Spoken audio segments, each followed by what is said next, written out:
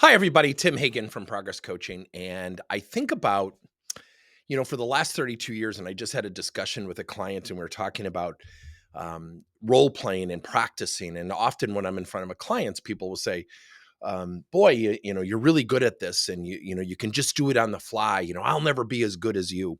And I think there's someone better than me at this. My friend Dave Stevens at Inpro is fantastic. And I remember discovering Dave as a sales rep, and I remember saying to the now CEO, Mark Holland, I said, boy, this guy's fantastic on the phone. He's so gifted conversationally. He goes, what do you mean? I said, listen to him. He never gets a sales objection. He would always fend it off before it came. And he'd do things like, Bob, when do you need these corner guards? Oh boy, if I go into my boss's office and ask for a discount, but you need them by Tuesday, which one do you think's more important? The shipping, getting it there by Tuesday or the price discount? Give me some advice. Nah, just ship it. Don't worry about the price. And I'm like, this guy's a genius. So I ended up meeting Dave and I said, how did you get so good at this? And he said, I was in retail. You're on the spot. There's nowhere to hide. And I had a guy teach me the craft of questions. I'm like, oh my gosh, you'd be a great coach. I ended up going to Mark Holland. I said, he'd be a great director or manager of coaching. He goes, we don't have that position. So Mark and I wrote the job description, and then our company got fired a few years later and should have been fired because Dave is fantastic at it. Till this day, Dave and I will go out or get on the phone and practice with each other. So how did we get like that? One word, practice. Now, how do we make that palatable? Let me just share something with you. I was at a client site. I've actually done this now 3 times in probably the last 6 months.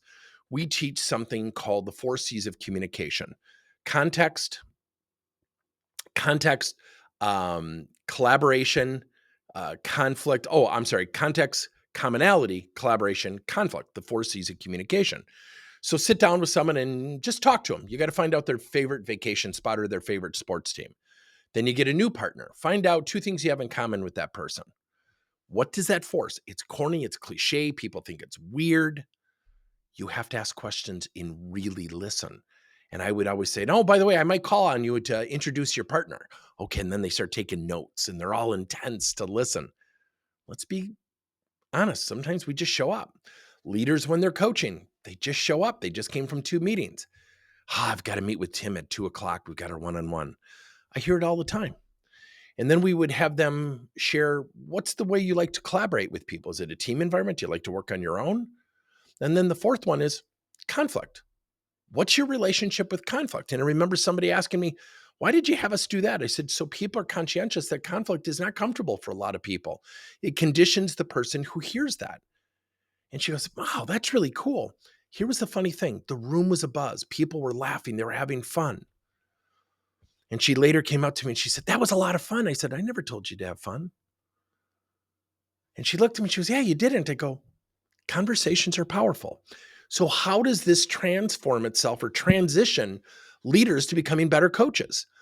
It's literally sitting down and finding out targeted things.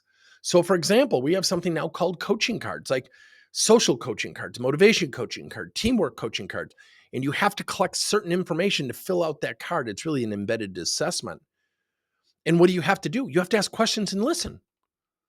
So the way you start is to literally have conversations that are easy, such as, what's your favorite sports team?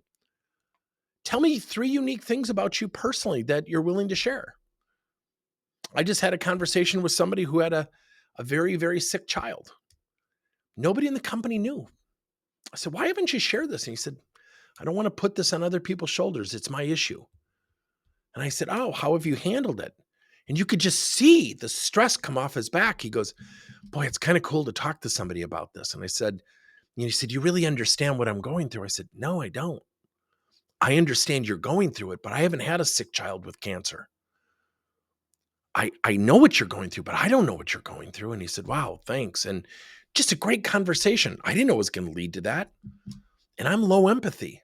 So I had to be really conscientious of being present. And when you practice these things, everything becomes easier. So at the end of this post, there's going to be a link to a webinar that we're going to do at the end of July. And it's going to be how to make coaching easier for leaders. It's a 5-step process. We're even going to demonstrate an AI preparation tool. We're even going to show you some fun activities you can do with your people. But one of the things we're also going to show is how to craft a coaching plan that makes life easier for them. And so join us on that webinar, because I think it'll really give you 5 very specific strategies of how do I help leaders have these conversations. And I've said it for 32 years. I said it 32 years ago. I'll say it today. They will tell you they don't have time. It's a mask for the real reasons. I don't know what to do and I don't know what to say. I think we've solved that. Join our webinar. Thanks, everybody.